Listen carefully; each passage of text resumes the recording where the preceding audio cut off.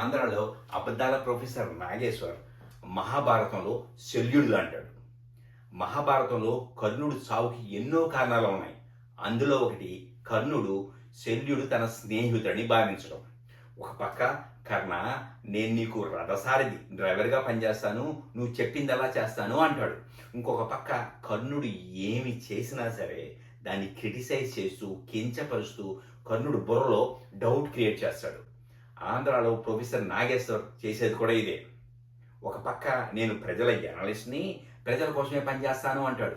ఇంకొక పక్క కూటమి ప్రభుత్వం ఏమి చేసినా సరే దాన్ని తప్పుపరుస్తూ కించపరుస్తూ ప్రజల బుర్రలో ఒక డౌట్ క్రియేట్ చేస్తాడు. ప్రొఫెసర్ నాగేశ్వర్ ఇదే విషయం అమరావతి మీద, కూటమి కలయిక మీద, 3 రాజధానుల మీద, విభజన మీద కూడా చేశాడు.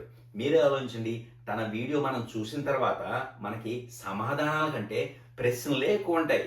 రీసెంట్గా కూటమి కలిసి ఉంటుందా ఉండదా అన్న విషయం మీద ఒక అబద్ధం చెప్పాడు. ఇది ఎందుకు ఇంపార్టెంట్ అంటే దీంట్లో దొంగ దొరికాడు. దొంగ తను అబద్ధం చెప్పాను అని ఒప్పుకున్నాడు. బేసిక్గా ఏం జరిగిందంటే ఢిల్లీలో అమిత్ షా పవన్ కళ్యాణ్తో అన్నా అంట, మనకి short term friend Chandrababu, long term friend Jagan అని. ఈ విషయం పవన్ కళ్యాణ్ ఆంధ్రప్రదేశ్లో తన కోర్ లీడర్షిప్ చెప్పాయంట. ఆ కోర్ లీడర్ ఎవరో ఇంకొక లీడర్కి చెప్పారంట. ఆ ఇంకొక లీడర్ ఎవరో మన ప్రొఫెసర్ నాగేశ్వర్ చెప్పారంట. అప్పుడు మన ప్రొఫెసర్ నాగేశ్వర్, అయ్యో ఈ ఇన్ఫర్మేషన్ ఆంధ్రప్రదేశ్ ప్రజలకు ఎంతో ఇంపార్టెంట్, ఈ ఇన్ఫర్మేషన్ లేకపోతే వాళ్ళ అభివృద్ధి ఆగిపోతుంది అని భావించి టీవీ ముందుకెళ్ళి అందరికీ చెప్పారంట. ఈ విషయం అబద్ధం అని తనే ఒప్పుకున్నాడు. కానీ పాయింట్ అది కాదు. ఎందుకు చెప్పాడు, ఎవరు చెప్పమన్నారు అనేది చాలా తేలిక. ఒక మర్డర్ జరిగినప్పుడు ఆ మర్డర్ వల్ల లాభం ఎవరికి అని మనం తెలుసుకుంటే ఆ మర్డర్ ఎవరు చేశారని తెలుసుకోవచ్చు. దాన్ని సర్కమ్స్టాన్షియల్ ఎవిడెన్స్ అంటారు. ఇప్పుడు కూటమి కలిసి ఉంటుందా ఉండదా అన్న డౌటు ప్రజల్లో క్రియేట్ చేస్తే లాభం ఎవరికి? అఫ్ కోర్స్ అని జగన్ అన్నకే. అందుకే కదా 3 ఏళ్ల నుంచి సింహం సింగిల్గా వస్తుంది, వైసీపీ పందులు అవుతున్నాయి అంటాడు. రెండవది ఎందుకు చేశాడని మోర్ ఇంపార్టెంట్.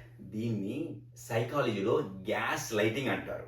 బేసిక్గా నాగేశ్వర్ ప్రజల బుర్రలో ఒక విషపు విత్తనం నాటుతున్నాడు.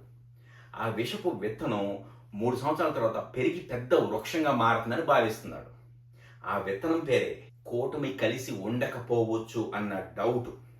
మన కథలో దురదృష్టం ఏంటంటే మహాభారతంలో కర్ణుడు చావుకి ఒక శల్యుడే ఉన్నాడు. ఆంధ్రప్రదేశ్ని నాశనం చేయడానికి ఇట్లాంటి శల్యులు 10 లెక్కల్లో ఉన్నారు. నెక్స్ట్ వీడియో ఏ శల్యుడి మీద చేయాలో మీరే చెప్పండి.